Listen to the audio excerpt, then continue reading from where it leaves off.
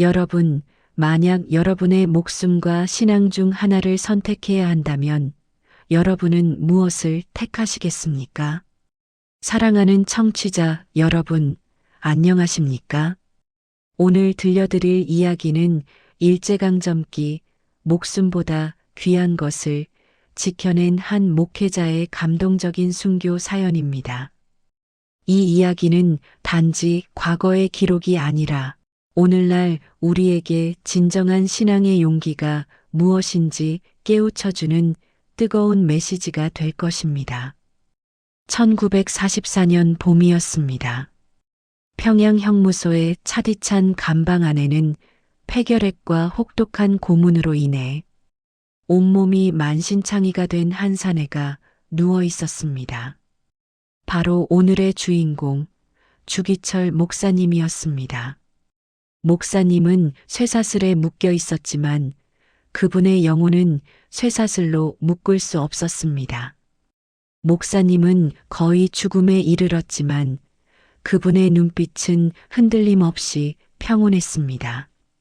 주변에서는 이미 생명의 불꽃이 꺼져가는 것을 알고 있었습니다. 바로 그때였습니다. 일제의 고위 경찰 간부가 마지막으로 목사님을 찾아왔습니다. 그는 회유하듯 부드러운 목소리로 말했습니다. 주 목사, 그만하십시오. 신사참배를 하겠다고 말 한마디만 하십시오. 당장 풀어드리겠습니다. 경찰 간부는 목사님의 쇠약해진 모습을 보며 이제는 굴복할 것이라고 확신했습니다. 하지만 목사님은 침묵으로 거부했습니다. 차가운 벽에 기대어 가쁜 숨을 몰아쉬던 목사님은 힘겹게 눈을 들어 하늘을 바라보았습니다. 그리고 온 힘을 다해 이렇게 고백했습니다. 예수 그리스도는 나의 왕. 이 외침은 단순한 거부가 아니었습니다. 절망적인 어둠 속에서 울려 퍼지는 신앙의 정절을 지키려는 영혼의 포효였습니다. 경찰 간부는 분노하며 돌아섰습니다. 그는 목사님의 이 굳건한 믿음을 도저히 이해할 수 없었습니다. 가족도 생명도 안락함도 모두 버리고 오직 신앙만을 선택하는 이 정신을 말입니다. 목사님은 다시 눈을 감았습니다. 그리고 이 땅의 마지막 순간까지 예수 그리스도를 향한 기도를 멈추지 않았습니다. 이 땅의 소나무는 찍어야 시퍼렇다는 것을 보여주듯 그분은 고난 속에서 더욱 푸르고 강하게 자신의 믿음을 지키고 있었습니다.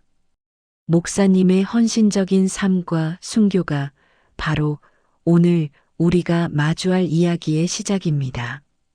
주기철 목사님은 원래 따뜻하고 인자한 목회자였습니다. 그분의 삶은 고난 그 자체였지만 주변 사람들에게는 늘 사랑과 위로를 전하는 분이셨습니다.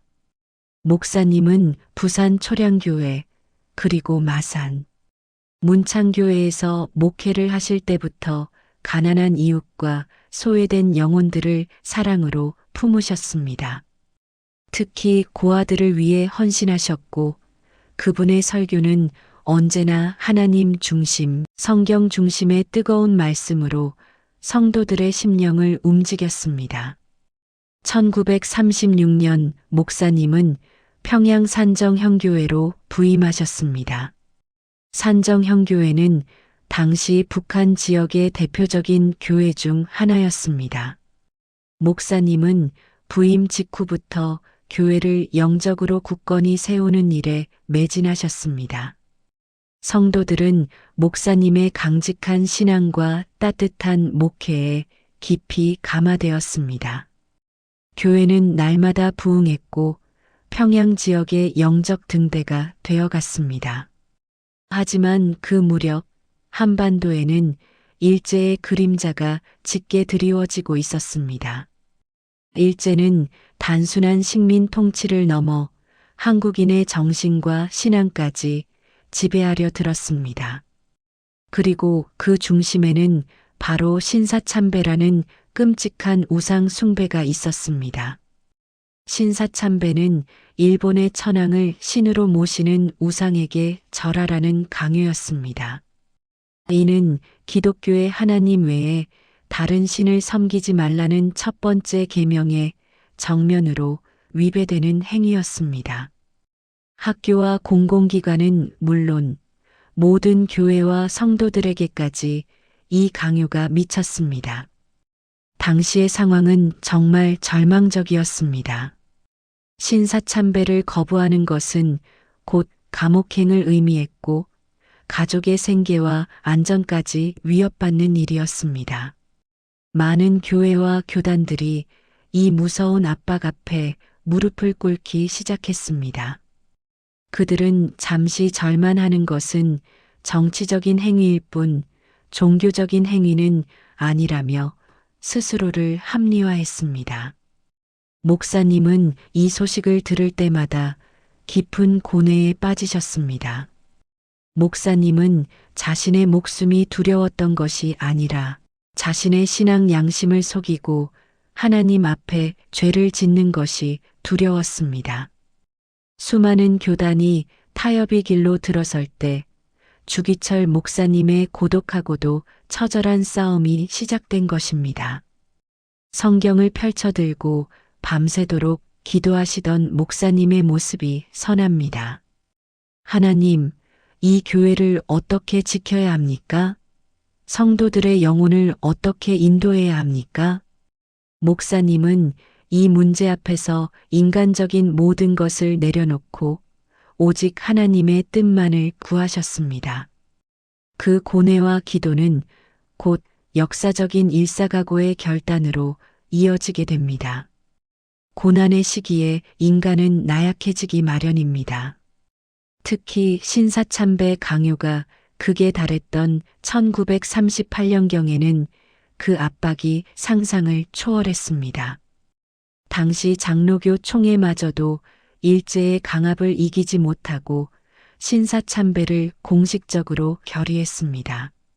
목사님은 이 소식을 들었을 때 얼마나 가슴이 찢어졌을까요?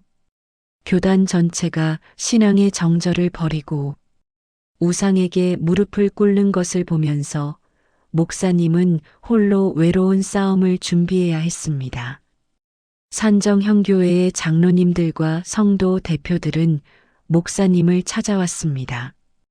그들의 눈에는 눈물이 가득했습니다. 성도 대표 한 분이 어렵게 입을 열었습니다. 목사님, 저희는 목사님을 진심으로 존경합니다. 하지만 총회까지 신사참배를 결의하지 않았습니까? 잠시만 순응하시어 이 고비를 넘기시면 안 되겠습니까? 그리하여 목숨을 부지하고 나중에 다시 신앙을 회복하면 되지 않겠습니까? 목사님의 건강도 염려됩니다. 교회가 이 지경이 되는 것을 원치 않습니다. 그들의 말에는 진심 어린 걱정과 현실적인 두려움이 섞여 있었습니다. 그들에게는 목사님의 목숨이 그리고 교회가 파괴되는 것이 더 큰 두려움이었습니다. 주기철 목사님은 그들의 손을 잡으셨습니다. 목사님의 눈빛은 슬펐지만 흔들림이 없었습니다. 그리고 나지막하지만 단호한 목소리로 말씀하셨습니다. 장로님, 성도 여러분, 저는 우상에게 절하고 살 수는 없습니다. 제가 잠시 고개를 숙이면 제 목숨은 보전할 수 있겠지요. 하지만 제가 양심을 속이고 하나님 앞에 죄를 지으면 이 산정형교회의 성도들의 영혼은 어떻게 되겠습니까? 한국 교회의 미래는 어떻게 되겠습니까? 목사님은 말씀을 이어가셨습니다. 저는 예수를 죽인 자가 아닙니다. 제가 신사참배를 하면 이는 제 양심으로 예수님을 2번 죽이는 것이 될 것입니다. 목사님은 어떤 타협도 거부하셨습니다. 그분의 신앙은 철저히 하나님 중심이었습니다. 이 단호한 거부 앞에 일부 성도들은 목사님의 뜻을 따를 용기가 나지 않았습니다. 그들은 현실의 공포에 질려 교회를 떠나기도 했습니다. 하지만 대부분의 성도들은 목사님의 순수한 신앙에 감동받았고 목사님을 위해 눈물로 기도하기 시작했습니다. 목사님의 결단은 이미 단순한 개인의 선택을 넘어 한국 교회의 영적 생존을 건 싸움이 된 것입니다. 주기철 목사님은 이제 자신의 결단을 성도들 앞에서 공식적으로 선포해야 했습니다. 그것은 자신의 목숨을 걸겠다는 최후의 고백이었습니다. 1939년 주일 예배 강단에 서신 목사님의 얼굴은 초췌했지만 영적으로는 그 어느 때보다 강건해 보이셨습니다. 목사님은 온 힘을 다해 그 유명한 일사각오 설교를 선포하셨습니다. 이 설교는 한국 교회사를 통틀어 가장 뜨거운 순교 신앙의 고백으로 남아 있습니다. 사랑하는 성도 여러분, 저는 5가지 소원을 하나님께 아뢰었습니다. 목사님은 단호하게 말씀하셨습니다. 첫째는 죽음의 자리에서 부끄러워하지 않는 것입니다. 둘째는 우상 숭배의 죄를 짓지 않는 것입니다. 셋째는 주님을 위해 일하다 죽는 것입니다. 넷째는 복음을 전하다 죽는 것입니다. 그리고 5째는 이렇게 외치셨습니다. 내 영혼의 마지막 간절한 소원은 순교의 제물이 되는 것입니다. 이 말씀이 선포되자 산정형교회는 울음바다가 되었습니다. 성도들은 목사님의 순수한 신앙 앞에서 감격했고 자신들의 나약함을 회개했습니다. 목사님은 소나무가 추위를 겪어야 시퍼렇듯 신앙도 고난을 통해 더욱 굳건해진다고 가르치셨습니다. 하지만 이 감동적인 설교는 일제 경찰의 귀에도 들어갔습니다. 설교가 끝나자마자 교회 문이 굉음과 함께 열리고 일제 경찰들이 들이닥쳤습니다. 경찰들은 목사님을 향해 달려들었고 목사님은 강단에서 붙잡혀 강제로 끌려 내려오셨습니다. 오정모 사모님은 교회 마당에서 절규했습니다. 성도들은 목사님을 애워싸고 통곡했지만 경찰의 폭력 앞에서는 무력할 수밖에 없었습니다. 목사님은 끌려가시면서도 성도들에게 미소를 지으셨습니다. 여러분, 믿음을 지키십시오. 기도하겠습니다. 이 말씀이 목사님이 산정형교회에서 성도들에게 남긴 마지막 말씀이었습니다. 이때부터 주기철 목사님은 1938년부터 1944년 순교하실 때까지 무려 5차례에 걸쳐 투옥과 고문을 반복적으로 겪으셨습니다. 목사님의 고난은 이제 개인의 차원을 넘어 한국 교회의 신앙 양심이 겪는 십자가의 고난이 되었습니다. 평양 형무소의 감방은 추웠습니다. 겨울에는 얼어붙을 듯 차가웠고 여름에는 습기와 악취가 진동했습니다. 목사님은 이 열악한 환경 속에서 매일같이 고문을 당하셨습니다. 일제 경찰들은 목사님을 고문실로 끌고 갔습니다. 그들은 물고문을 했고 전기 고문을 했으며 몽둥이로 사정없이 때렸습니다. 목사님의 몸은 피투성이가 되었고 갈비뼈가 부러지는 아픔을 견디셔야 했습니다. 주기철, 이제 그만하자. 신사참배 한 번만 하면 모든 게 끝나는 거야. 왜 이렇게 고집을 부리는 거냐? 고문관은 지쳐 보였습니다. 그는 목사님의 완고함을 이해할 수 없었습니다. 하지만 목사님은 입술을 깨물며 침묵으로 일관하셨습니다. 가끔 목사님의 입에서는 희미한 찬송가 소리가 새어나왔습니다. 십자가 십자가 내가 처음 볼 때에 고문관들은 소름이 돋았습니다. 그들은 이 목회자의 신앙이 인간의 고통을 뛰어넘는 무언가가 있음을 본능적으로 느꼈습니다. 목사님은 고문실에서 나와 감방으로 돌아오면 다른 죄수들에게 복음을 전하셨습니다. 목사님과 같은 감방에 있던 한 젊은 죄수는 처음에는 목사님을 비웃었습니다. 목사님은 왜 이렇게 고집을 부리십니까? 그냥 절 한번 하고 나가시면 될 것을 이렇게 고생을 하시다니요. 목사님은 그 젊은이를 바라보며 부드럽게 말씀하셨습니다. 젊은이, 나는 사람을 위해 사는 것이 아니라 하나님을 위해 삽니다. 사람 앞에서는 거짓을 말할 수 있어도 하나님 앞에서는 거짓을 말할 수 없지요. 내가 신사참배를 하면 이것은 하나님을 배반하는 것입니다. 나는 차라리 죽을지언정 하나님을 배반할 수는 없습니다. 그 젊은이는 목사님의 말씀을 듣고 눈물을 흘렸습니다. 그는 자신의 삶이 얼마나 이기적이고 비겁했는지 깨달았습니다. 그날 밤 그 젊은이는 목사님의 인도로 예수님을 영접했습니다.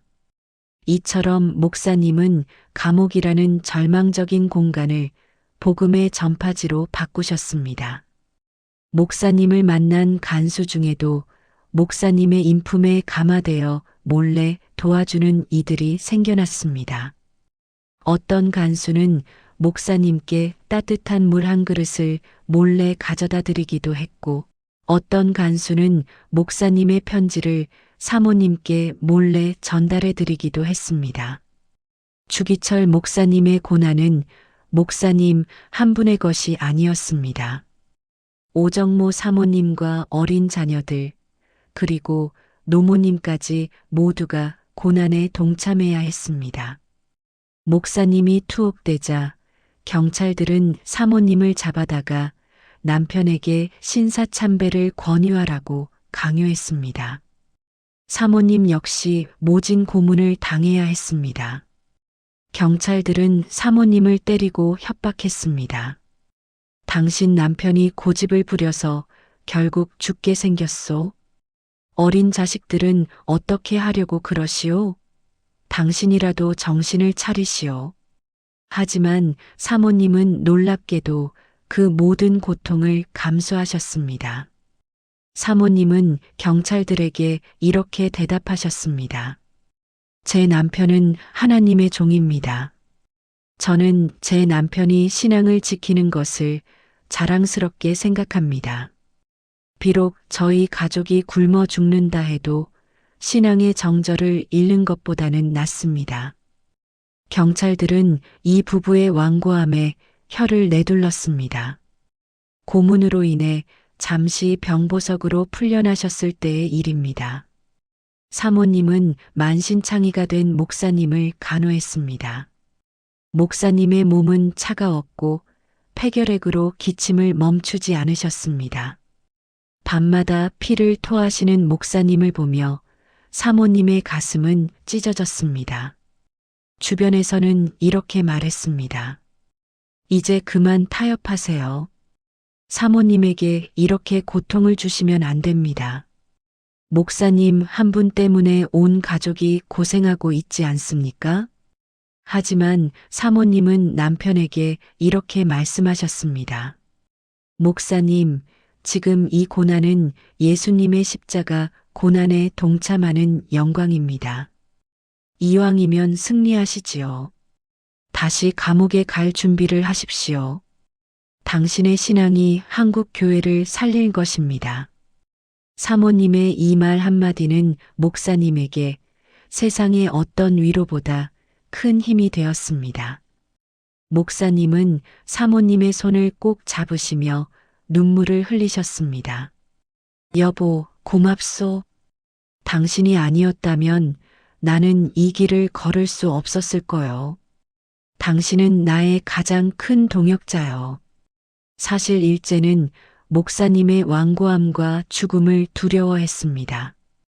그들은 여러 차례 목사님을 풀어주려고 했습니다.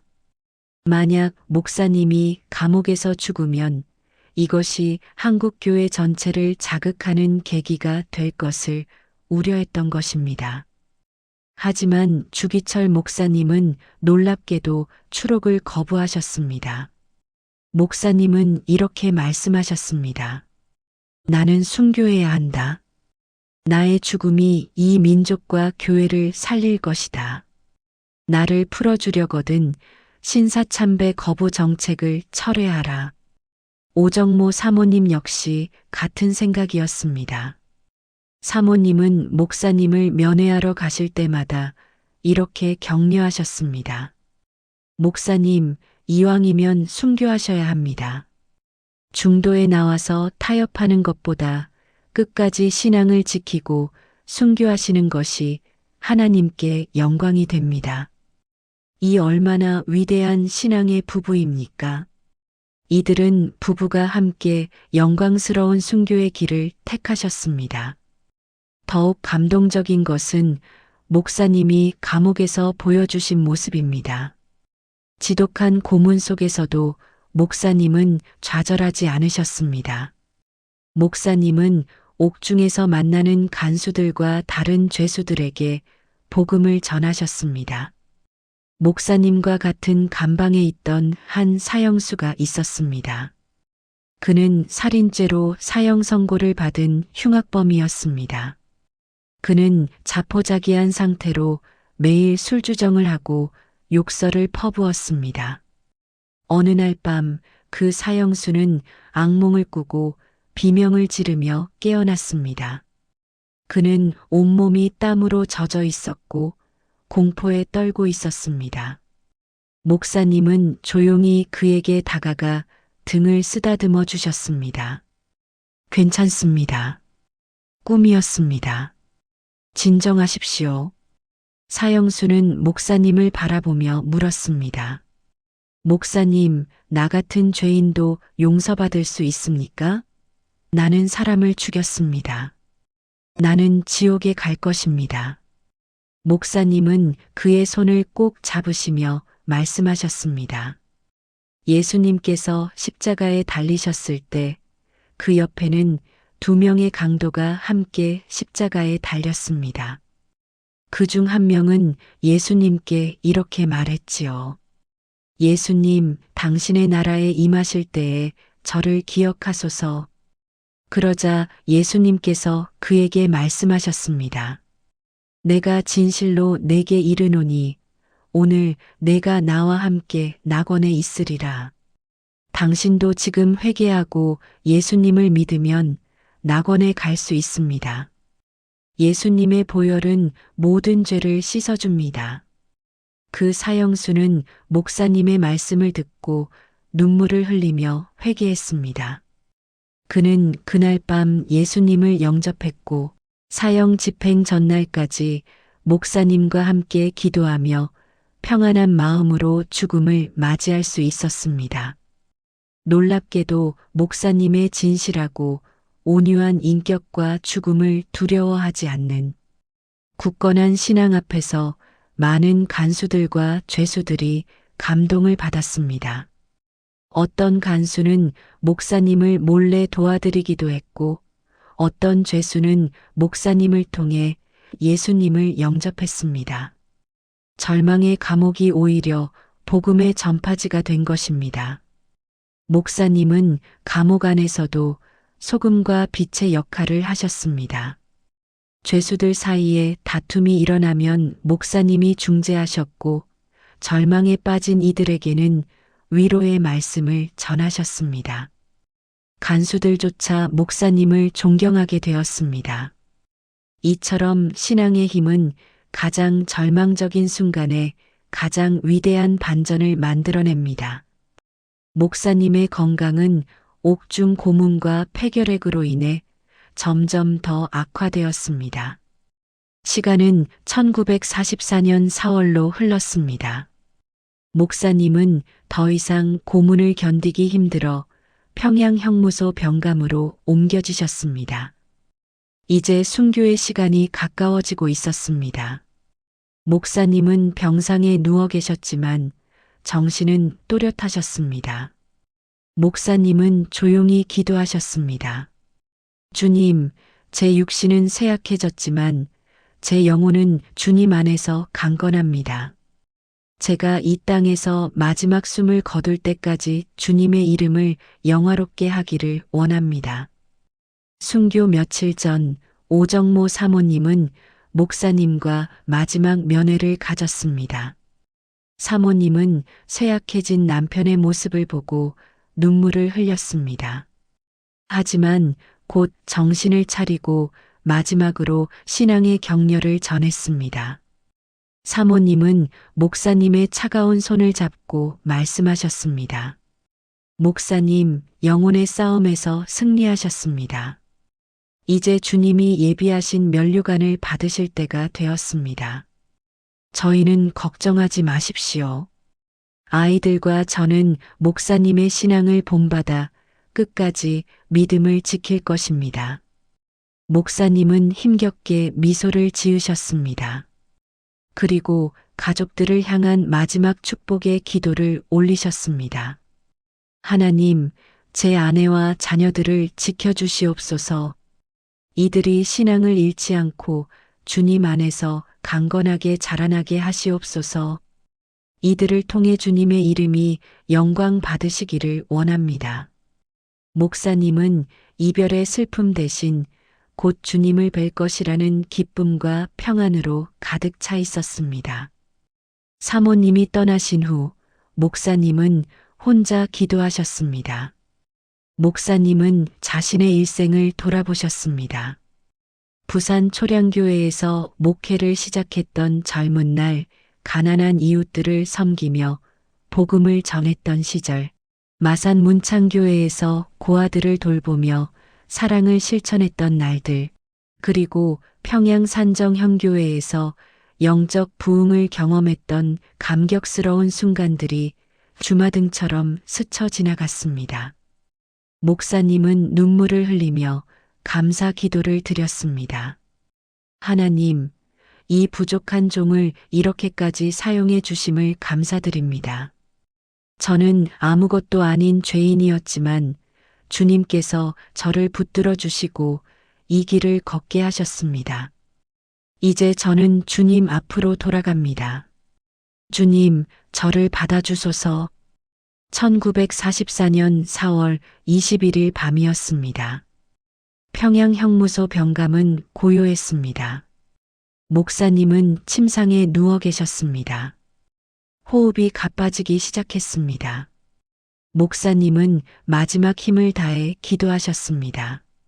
내 영혼의 하나님이시여, 나를 붙들어 주옵소서.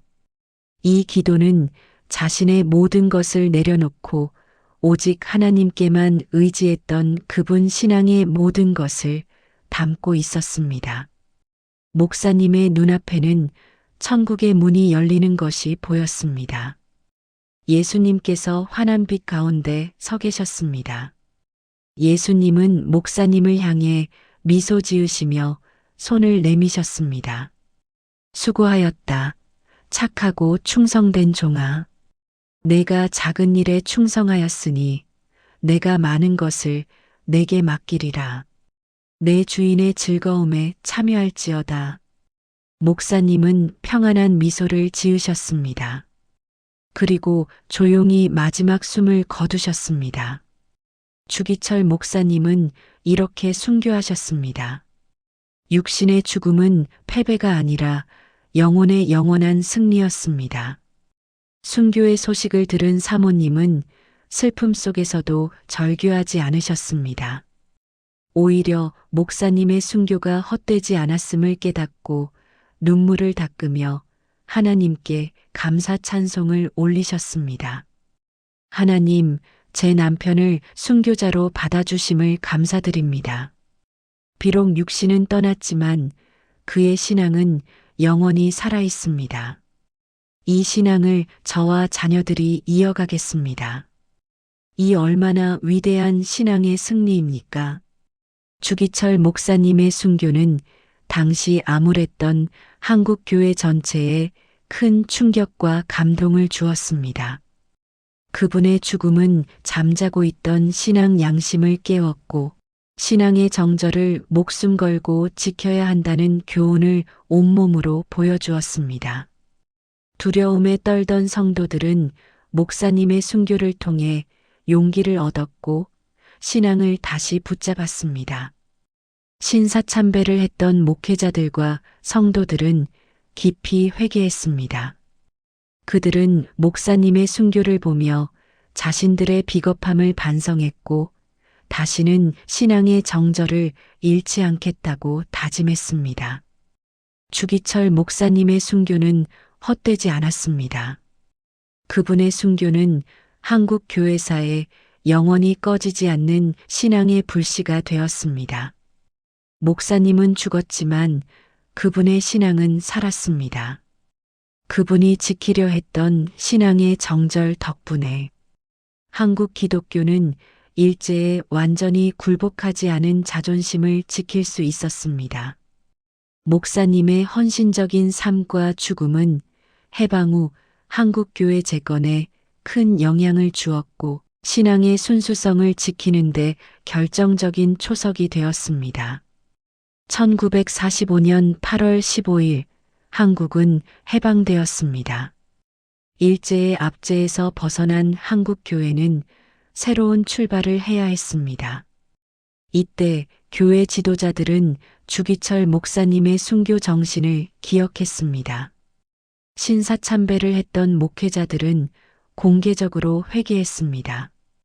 그들은 자신들의 과오를 인정하고 다시는 그런 일이 없도록 교회를 재건하기로 다짐했습니다. 주기철 목사님의 순교는 이러한 회개와 재건 운동의 원동력이 되었습니다. 오정모 사모님은 남편의 유지를 이어받아 신앙교육에 헌신하셨습니다.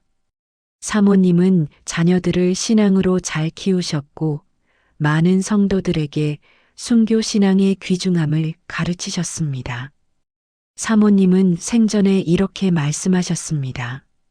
제 남편의 순교는 우리 가족만의 것이 아닙니다. 이것은 한국 교회 전체의 유산입니다.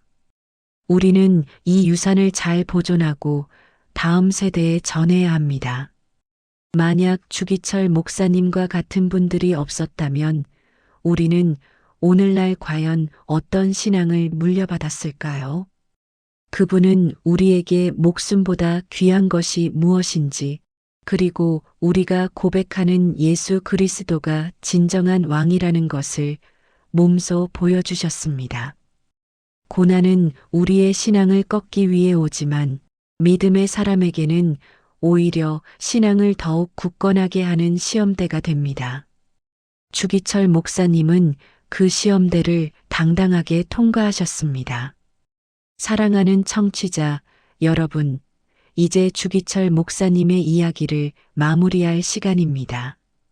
목사님의 일생은 우리에게 무엇을 가르쳐 줄까요? 첫째, 신앙의 정절은 목숨보다 귀하다는 것입니다. 목사님은 목숨을 버려서라도 신앙을 지키셨습니다. 오늘날 우리는 신사참배와 같은 직접적인 우상 숭배를 강요받지는 않습니다. 하지만 우리 주변에는 수많은 유혹과 타협이 압력이 있습니다. 세상은 우리에게 조금만 타협하라고, 조금만 양보하라고 속삭입니다. 그럴 때 우리는 주기철 목사님의 일사각오 정신을 기억해야 합니다. 신앙은 타협할 수 있는 것이 아닙니다. 신앙은 우리 삶의 전부여야 합니다. 둘째, 고난 속에서도 빛과 소금의 역할을 해야 한다는 것입니다. 목사님은 감옥이라는 절망적인 공간에서도 복음을 전하셨습니다. 간수들과 죄수들에게 사랑을 보여주셨고 그들을 예수님께로 인도하셨습니다. 우리도 마찬가지입니다. 우리가 처한 환경이 아무리 어렵고 절망적이라 해도 우리는 그 자리에서 빛과 소금의 역할을 할 수 있습니다. 우리의 삶 자체가 복음의 증거가 되어야 합니다. 셋째, 진정한 승리는 육신의 생존이 아니라 영혼의 승리라는 것입니다. 세상은 육신의 생존을 가장 중요하게 여깁니다. 하지만 성경은 말씀합니다. 육신을 죽이고 영혼은 능히 죽이지 못하는 자들을 두려워하지 말고 오직 몸과 영혼을 능히 지옥에 멸하실 수 있는 이를 두려워하라고 말입니다. 목사님은 육신은 죽었지만 영혼의 승리를 거두셨습니다. 목사님의 순교는 패배가 아니라 승리였습니다. 넷째, 가족의 신앙적 지지가 얼마나 중요한지를 보여줍니다. 오정모 사모님의 위대한 신앙이 없었다면 목사님은 이 길을 걷기 힘들었을 것입니다. 사모님은 남편을 격려하고 지지하셨습니다. 사모님 역시 고난을 함께 감당하셨습니다. 오늘날 우리 가정은 어떻습니까? 우리는 가족의 신앙을 격려하고 지지하고 있습니까? 아니면 세상적인 성공과 안락함만을 추구하고 있습니까? 다섯째, 순교 정신은 특별한 사람만의 것이 아니라는 것입니다. 주기철 목사님도 평범한 사람이었습니다. 목사님도 두려움이 있었고 고통을 느꼈습니다. 하지만 목사님은 그 두려움과 고통을 하나님께 맡겼습니다. 그리고 하나님의 은혜로 이 길을 걸을 수 있었습니다. 우리도 마찬가지입니다. 우리가 순교자가 될 수 있는 것은 우리가 강해서가 아니라 하나님께서 우리를 강하게 하시기 때문입니다. 사랑하는 청취자 여러분, 주기철 목사님의 이야기는 단지 과거의 이야기가 아닙니다. 이것은 오늘을 사는 우리에게 주시는 하나님의 메시지입니다. 혹시 여러분은 지금 신앙의 어려움을 겪고 계십니까? 혹시 세상의 압력 때문에 신앙을 타협하고 싶은 유혹을 받고 계십니까? 혹시 작은 고난 앞에 좌절하고 계십니까? 그렇다면 주기철 목사님의 일사가고 신앙을 기억하시기 바랍니다. 목사님은 죽음 앞에서도 흔들리지 않으셨습니다. 목사님은 예수 그리스도만이 진정한 왕이라고 고백하셨습니다. 우리도 마찬가지입니다.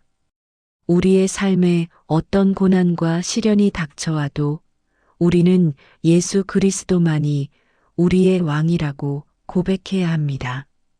이것이 진정한 신앙입니다. 소나무는 찍어야 시퍼렇다는 말이 있습니다. 소나무는 겨울의 추위를 견디고 눈보라를 견디며 더욱 푸르게 자랍니다.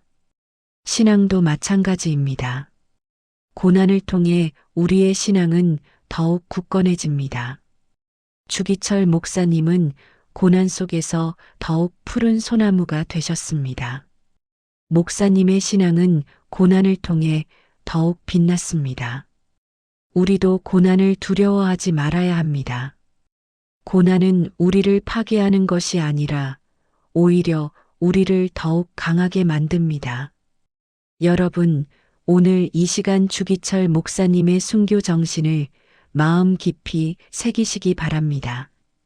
목사님의 용기와 헌신은 오늘 우리에게도 큰 힘이 됩니다.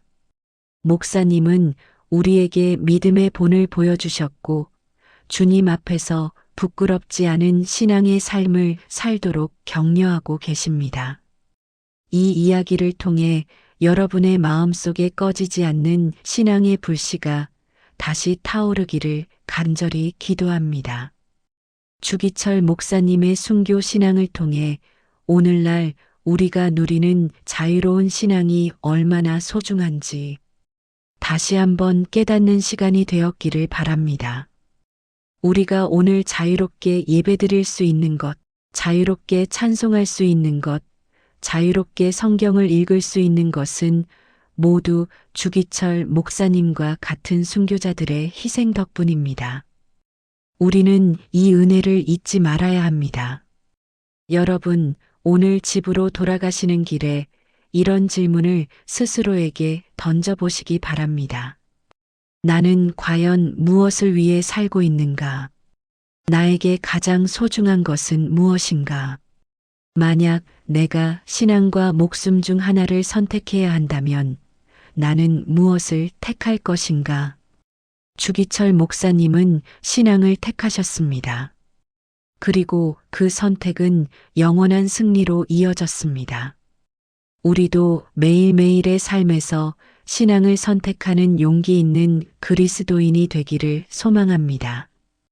이 이야기가 여러분께 작은 위로와 큰 용기가 되었기를 바랍니다. 구독과 좋아요로 응원해 주시면 더 많은 분들이 이 귀한 신앙의 유산을 들을 수 있습니다. 여러분의 가정에 하나님의 은혜와 평강이 함께 하시기를 기도합니다. 감사합니다.